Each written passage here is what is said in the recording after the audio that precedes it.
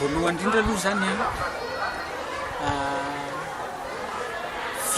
vidéaste zany tena asa fivelomana ataoko. Efa mianaka kely zay a dia ny tena nahatonga anay tapa-kevitra anao an'ity volomaritra ity a antony anankitelo. Ny antony voalohany a zay efa mianaka moa zany efa hatramin'izay no tia fambolena, tia manao fambolena dia ohatran'ilay fambolena mahazatra rehetra reny any. Dia faharoa manarakarak'izay a resy lahatra anao an'ilay volomaritra zay a misy fanofanana mahakasika an'izy io zany mba natrehan'ny tena dia nahaliana mihitsy ilay fanofanana, nahaliana ilay fanofanana. Ary ny antony fahatelo nahatonga anay ho tapa-kevitra hirotsaka amin'ilay volomaritra dia mba te hivoatra zany amin'ny fahalalana, mba te hitombo sy hivoatra amin'ny fahalalana azo a dia mba te hivoatra amin'ny fiainana andavanandro. Ny tena hitanay hoe mampiavaka an'ilay volo mahazatra sy ilay volo maharitra dia antony anankoroa. Ny antony voalohany mampiavaka ny volo maharitra zany a izay tsy hitovizany amin'ny voly mahazatra dia ny volo maharitra zany a eo amin'ny fomba fiasa izy tena tsy mitovy amin'ny volo mahazatra mihitsy fa tena hafa mihitsy ny fomba fiasa rehefa anao voly maharitra. Dia ny hitako mampiavaka amin'ny volo maharitra ihany koa ny tombontsoa tsy mitovy amin'ny tombontsoa azo amin'ny volo mahazatra mihitsy a ny tombontsoa azo amin'ny volo maharitra. Anisan'ny tombontsoa lehibe tena azonay nitsapaitanana zany amin'ilay fanaovana volo maharitra dia mitondra fiovana ilay izy, mitondra fiovana ilay izy. Hatramin'izay zay rehefa namboly teto a talohan'ny nahatany vao azy satria izy ity telo taona teo izy ity tsy miasa intsony. Dia talohan'izay zay namboly tonga dia sonjo daholo ny teto, katsaka daholo ny teto, arikovera daholo. Tonga dia ilay voly bambaray ny filazantsika azy. Fa rehefa natao ilay volo maharitra izay nahitana karazana zava-maniry samihafa amin'ny toerana anankiray dia tena nisy fiovana ilay zay zany tombontsoa lehibe ny resaka fiovana. Niova zany ilay toerana, tena niova ilay toerana. Lasa nisy zavatra loko samihafa zany hitanao eo amin'ilay tanimboly. Misy menamena, misy maitsomaitso, misy volomparasy, misy mavomavo. Mahafinaritra, lasa niova mihitsy zany ilay zavatra nijeren'ny maso teo amin'ilay tanimboly. Tena niova mihitsy zany ilay toerana. Tena tombontsoa lehibe mihitsy zany izay.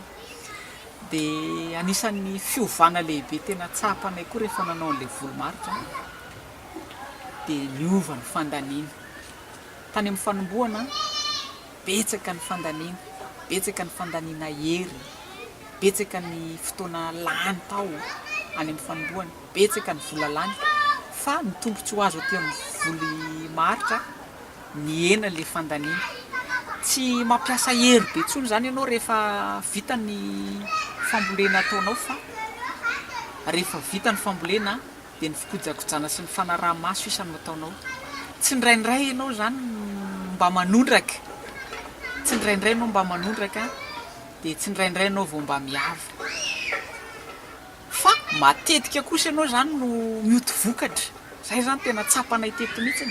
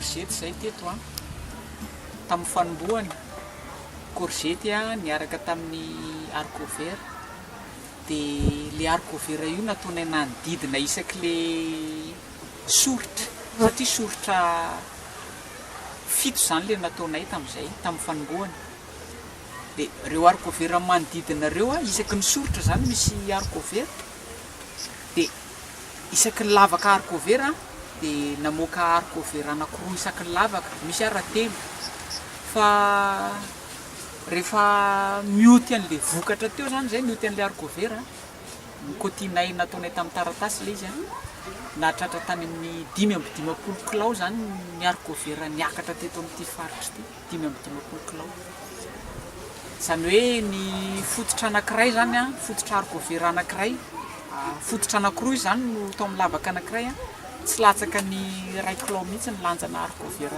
navoakany teo tena nahafinaritra mihitsy zany le izy tena nisy fiovana zany a nakasika ny fiainanay andavanandro mazava ho azy fa zay efa mianaka zany tsy alany an'le izy rehetrarehetra fa dia namidy le izy a misy koa raha moa zany olona mba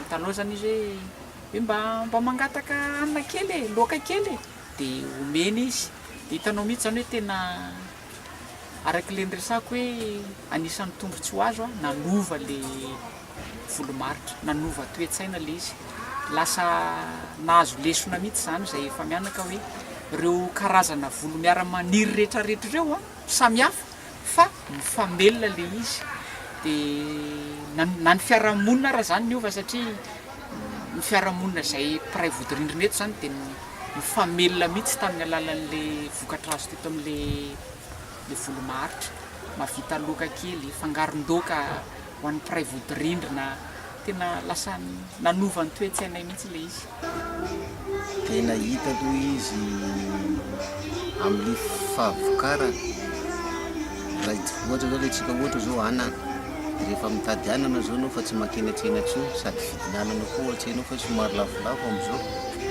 eto zany dia efa vita amin'ny vizivizina amin'ny fahasahiranana gauche et droite zao tsy raha mitady loka maimaika zao anao dia efa eto dia efa vita le loka maimaika zay zao anisany hoe tombotsoa ianao zany mihinana maka foana dia mihinana ary mihinana ara-pahasalamana satria rehefa nampitany an-tsena zany zay tsy mitovy mihitsy ny tsirony amin'le fambolena eto zany hafa mihitsy ny tsirony dia satria mba nanandrana zany satria mbola le izy le anay mbola tsy vokatra zany mba mividy tany an-tsena zay a dia tsy mitovy zany ny tsiron'le zavatra ambolena zany fa misy tsirony kokoa zany a le ambolena variana mihitsy a nahita n'ity fambolena ity hatramin'ny voalohany aizako fenofenona fakofako bozabozaka tapatapakazo raviraviny zavatra e tapatapaka raviny zavatra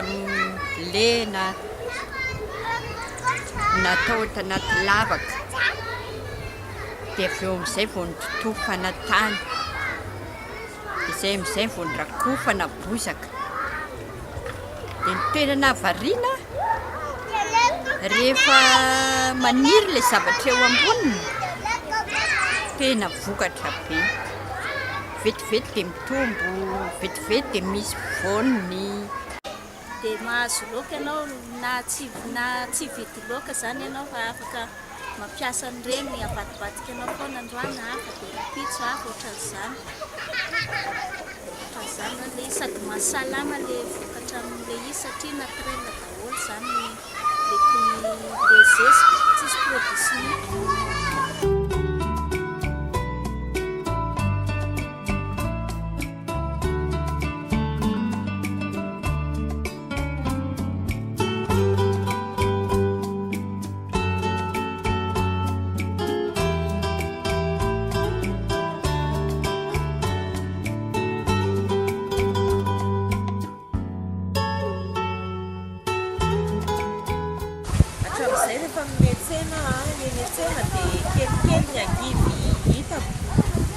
zavatra hitako tamin'ny fampiasana ity fambolena ity a dia ngeza be le zavatra ambolena le vokatra azo eto zany ohatra zany zao ny angivy tena ngeza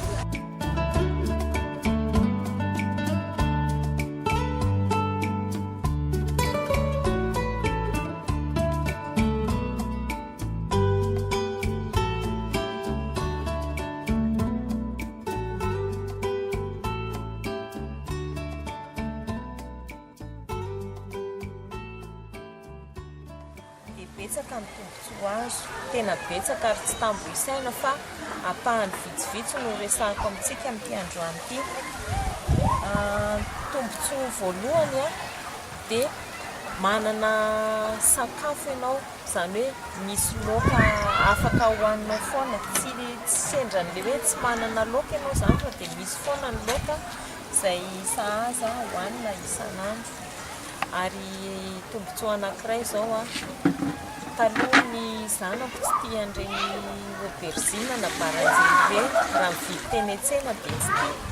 Fa amin'izao fotoana izao rehefa namboly dia hitandry zareo ny tombontsoa ao anatin'ilay izy a, hoe matsiro voalohany indrindra ilay sakafo a, dia ovaovaina ihany koa ny fomba fandrahoana anazy a, dia lasa tiandry zareo izany baranjely na aubergine izany amin'izao fotoana izao. Ny faharoa manarakarak'izay a, indraindray tsy lany ilay vokatra fa amidy izany ilay izy satria tsy lany. Satria raha hitantsika jerentsika amin'izao hoe olona efa mianaka ve halany an'izao vokatra azo izao, dia tsy lany ilay vokatra dia afaka avadika vola ilay izy dia amidy. Dia rehefa amidy ilay izy a dia mahazo vola indray izany ianao a, dia lasa tahirinao iny a, raha ohatra ka tsy hividananao laoka hafa izany ny vola azonao iny dia lasa tahirinao iny,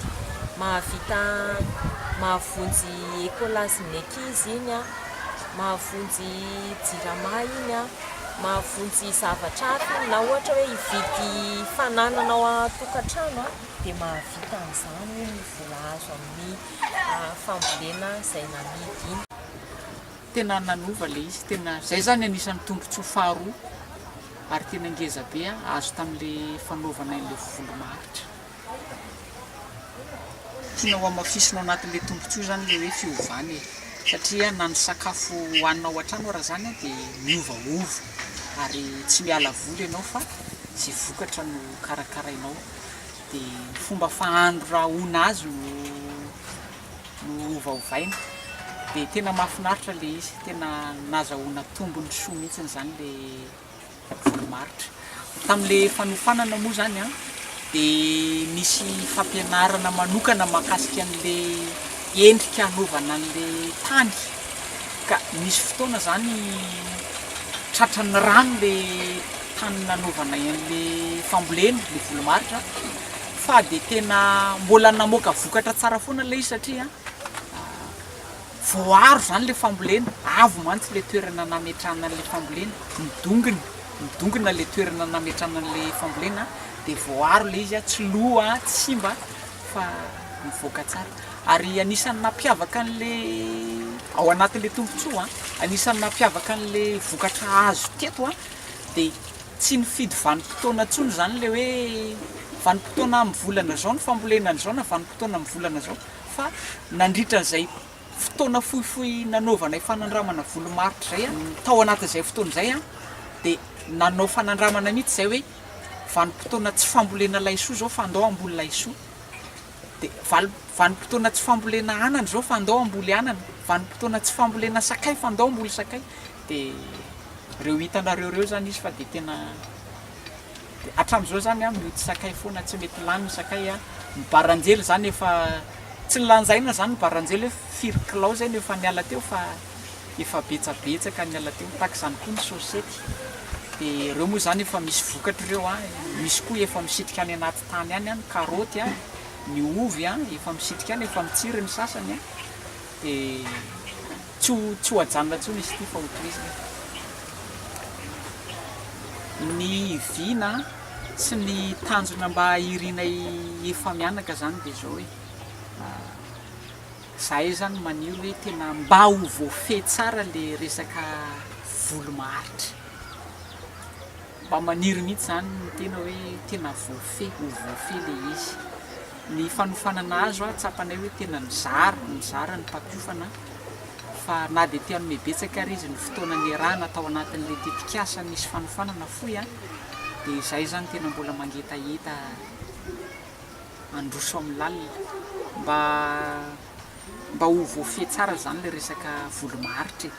Anisan'ny tanjona mba irina efa mianaka kely ihany koa dia mba ho resy lahatra zany ny fiarahamonina mba ho resy lahatra ny fiarahamonina. Ny mpiray vodirindrina aminay eto a dia nanao but anankiray zareo, nalainy tahaka zany le natao a, dia nanao but anankiray zareo a, dia misy anana salady vokatra be ao nataony zareo le izy a, nalainy tahaka le natao.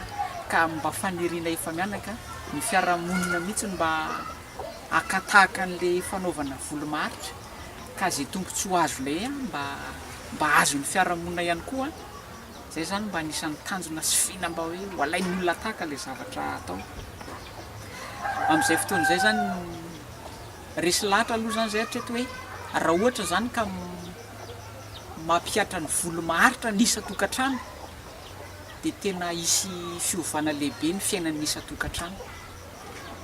Zay efa mianaka kely zany araka ny voaresaka teo dia tena nanova zavatra betsaka tamin'ny fiainanay ny fanaovanay volomaritra. Ary